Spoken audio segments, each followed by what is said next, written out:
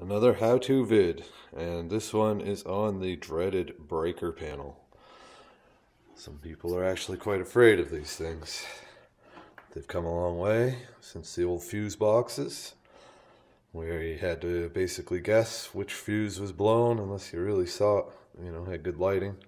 And even then, rarely was it ever marked like the more modern breaker boxes usually are. Not always, unfortunately, but usually are. Now, as you see, there's a selection of breakers, different types and whatnot. You have your own kind of GFI breaker.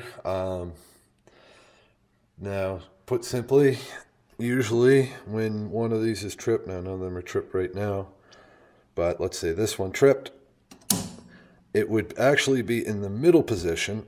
It would not be on, it would not be off. And this little window right here is usually red. Now, sometimes you can see, like on this one, that breaker's not tripped, but you can see the little bit of red. That little window will turn bright red. And some people don't understand, but you need to switch it, even though it's halfway and you can switch it on, you have to switch it all the way off and all the way back on. Otherwise, it won't necessarily reset the breaker and it won't necessarily work. Now, I'd say most breakers these days are like this. There are the push button style, you just push it in, on and off. I'd go with the same method with those.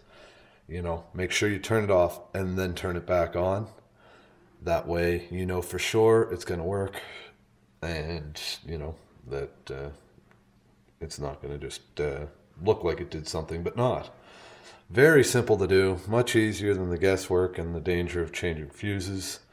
Unless your hands are soaked with water, electrocution is not really even a possibility. Even if your hands were wet, I think you'd be pretty hard pressed to electrocute yourself on one of these. So next time you trip a breaker, you don't have to call someone. Just find your panel.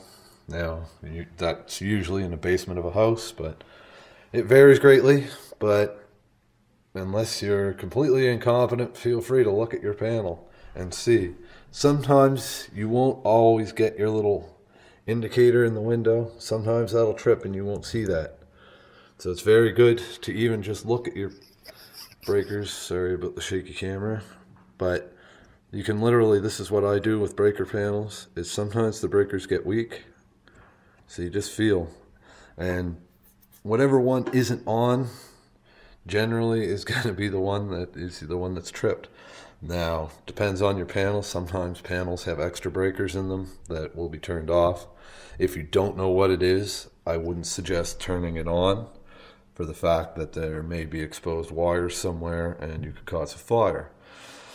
That shouldn't be the case, but in occasions it is, so you have to be careful for that. But other than that, it's pretty straightforward. And most modern panels are labeled well. Any competent electrician makes sure to do that. That way, when you pop a breaker, you can say, oh crap. Even if you don't know for sure which one it is, you can look up and say, oh, my oil hot water heater is blown, and that's breaker 18. Well, that's this one here. Makes it a lot easier. So next time you have you have some kind of power outage, or you trip a breaker, quite often this will happen if you use the microwave and the toaster at the same time, among other things. You can just quickly come down, snap it off, snap it back on, and you're good to go.